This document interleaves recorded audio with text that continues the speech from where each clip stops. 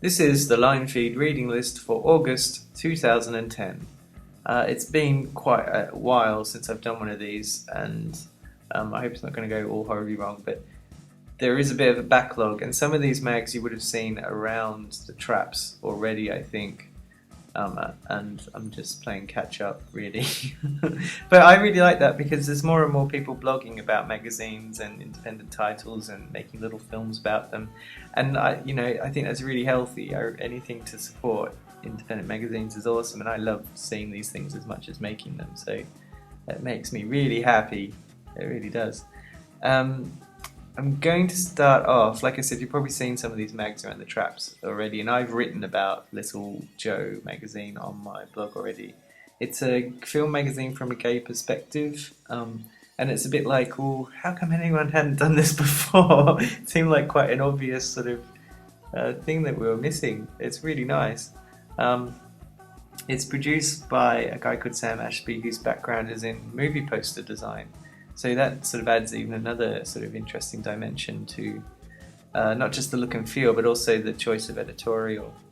And I think it's so well put together. Like the sort of content feels a bit pulpy, and the actual design and feel of the magazine matches that perfectly. It's printed using a process called risograph, which is essentially like printing something on a massive, massive photocopier.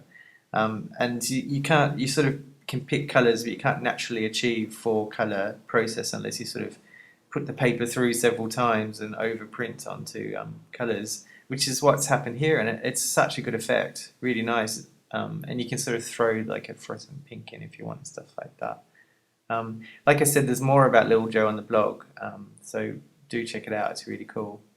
What are we on to now? Arc is a magazine that's been going for eons. I meant to look up how long it's actually been going for, but it's sort of one of the sort of official-ish publications of the Royal College of Art in London, which is the only postgrad sort of art and design college in England.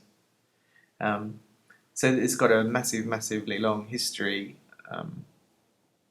and this is its latest incarnation, which looks just as fresh and amazing as it should do, considering where it's come from.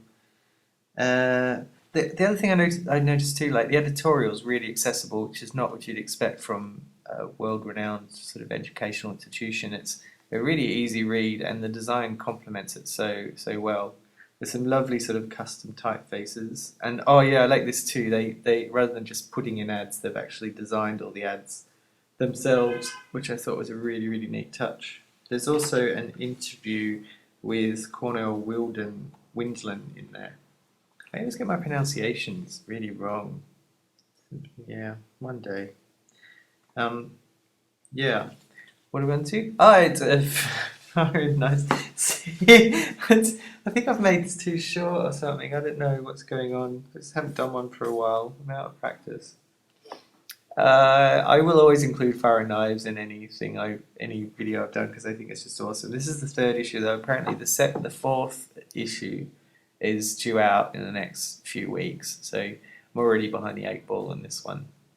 But I just want to include it because it's awesome, and it's sort of the I don't think it started a trend, but there's been a trend for food magazines lately, independent food magazines, of which I would say Fire and Knives is the king. Um, but there's another one coming up which I'm going to review in a sec called Put an Egg on It. But there's also like there's Condiment from Australia, and I saw one recently called Eat Me, which has just come out in newsagents in the UK.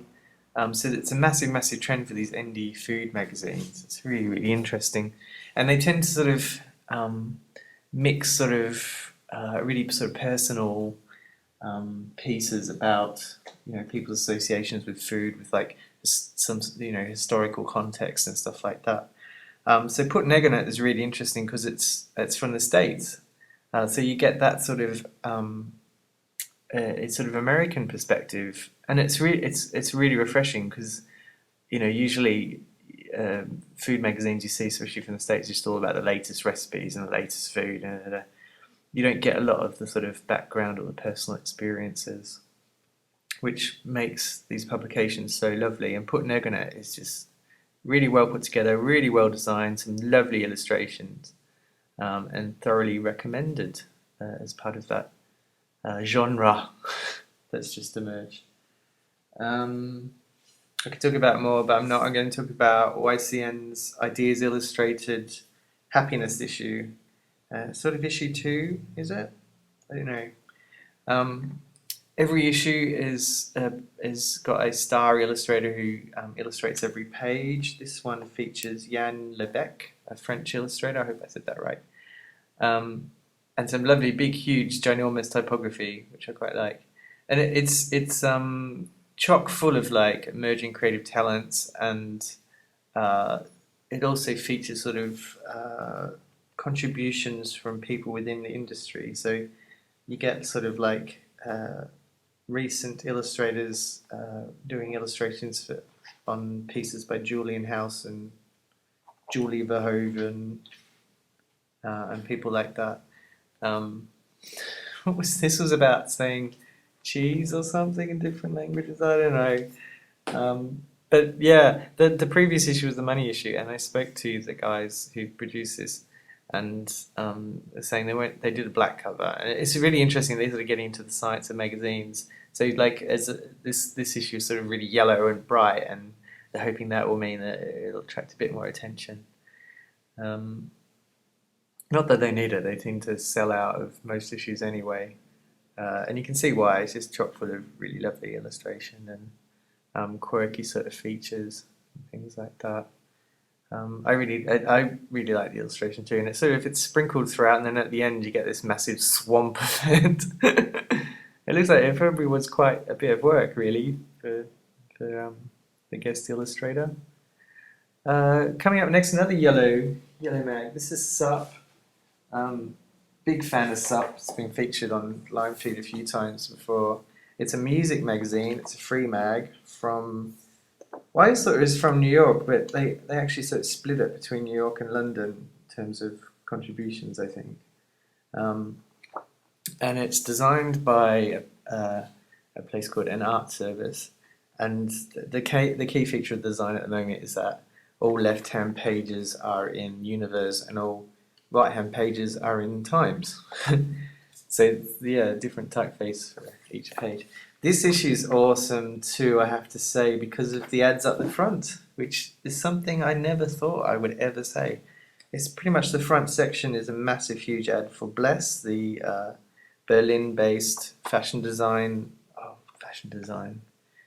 It's hard to say what they do. They just release crazy stuff like it could be clothing, it could be like stuff to hide you that you put around your cables, your computer cables to make them more interesting. It could be like wooden wristbands. It's every time it's something different, and everything has a number. So it's almost like actually more like a little catalogue at the front of some of their recent projects, which is really cool. The issue itself features the usual like really lush photography. They're really strong on photography and stuff, which is why I just sort of gravitated to it, I think, because it's not your usual photography either. It's a lot fresher, and they're quite happy to just, if you're talking about certain artists, to photograph, their jacket lying on the floor, or some sticks that were sitting on a vase on the windowsill instead, or something like that. They've injected a bit more color into this one too, with the fluorescent green sort of breaking up various sections. And also there's some sort of weird effect on their hot chip article at the front where they sort of solarized the images of the band.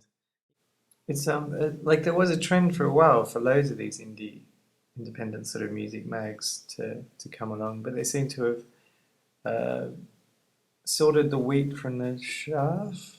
Chaff? Is that how you say it? Wheat from the chaff. And there's only a few sort of around now, but Sup's definitely the one worth grabbing. That and the stool pigeon is still going, which is really, really good as well. It'd be good to actually find some more awesome free sort of indie independent music magazines. So if you hear of any, do let us know. I'm moving on to, I've got a few sort of free mags actually in this podcast, mainly because, for two reasons. I'm skint, and also because everyone else is skint too, so producing these sort of cheap free mags is a really popular thing to do. There's also, and I'm going to write about this on the blog, there's this weird thing going on with magazine distribution at the moment too. It's all sort of changing, which means producing a magazine that you can just sort of stock in any shop it kind of makes a bit of sense. Article is from Sheffield, and it's a really good mixture of sort of random sort of articles about the local area and features on designers and music. It's what you probably once would have called a style magazine because it's not about any particular subject. It's just sort of a mixture of like cool stuff that's going on. But it's got a really nice graphic design component, which you don't often get in these sort of magazines. They really seem to understand it. And you sort of get the impression that Sheffield is a bit of a mecca for graphic designers, being the home place of Designers Republic and things like that. So it's really worth keeping an eye on Article, I think. Gym Class Magazine is Ace Mag. Oh, I'm running out of breath. See, I just haven't done this for so long. I'm really out of practice. This issue of Gym Class is glossy and it's in colour. So like every issue seems to be different, like newsprint, gloss, one colour. So I just really love Gym Class, and it's really interesting to see what happens issue per issue. Another free mag which you might or might not want to pick up. In fact, you might pick it up, look at it, and then decide that it's a bit evil and you want to throw it away. It's called Fun. It's really not fun. I can remember like picking it up ages ago when it was just like this sort of poster folded down to A5, and it was sort of cheeky and a bit sort of an elbow in the ribs type thing. This is just dark. It's just really dark, black, rotten humour, and there's no fun. There's no joy in this at all. I don't know if they had fun making it or not, but it's just everything is really gone completely dark. The sort of interviews with Islamic extremists where they just ring them up, and I mean it's I can see how it's appealing, but at the same time there's so much sort of hate and anger in this poor little magazine that I sort of feel like they could have pulled back a bit. The design's really interesting too. It's interesting enough, but you just sort of start reading it and you go, oh my god, I don't know if I'm ready for this much darkness. There's quite a lot of darkness in there. Please, more fun, less darkness. Pin-up, this issue is so battered, and it's the next one's out in October, so like it's not far away really, a month and a bit. I've just been carrying it around everywhere because I've been moving countries and houses and working in all sorts of weird places, but I've always dragged this poor little copy of Pin-Up with me. It's just it's my favourite architecture mag at the moment, and I'm just really fascinated by the design too. Like, it's so lo-fi, like it's all like in aerial, yet they do this luxe stuff, like these pictures have got a gold sort of extra colour sort of put over just the wooden bits in the pictures, and it's just a really interesting mix of luxe and lo-fi the way it's designed, and massive huge type. This was really good too, this photo shoot. Took me ages actually to realise it, but they're all miniatures that they've shot to look full size, all these little chairs, and it's just really well art directed, but baffling because you look at it and it's just like aerial and just set really big, and everything points to this should be ugly and wrong, but it looks fantastic. And I think it comes down to just little things like finding an interesting pink to make some of the pages pink, or this bit where they've just colorized images. Every issue there's some interesting new quirk that they've sort of picked. This one's sort of the pastel-y edition, I think, with a nice sort of foil stamped masthead. We're almost at the end. Is this a magazine? There was a thing I think I read saying it wasn't a magazine, but I thought it comes out on a semi-regular basis. It's made of paper. It's sort of a magazine, isn't it? It's about architecture. It has an introduction by Peter Cook, who was he part of Archigram? See, I'm not that au fait with architecture. I just really love architecture magazines. You'd think I would have picked something up by now, really, wouldn't you? Yeah, never mind. Obviously, not retaining any of that stuff. It's great. Each edition they look at a certain thing. Like this issue is about Antarctica. The previous one was about containment or something.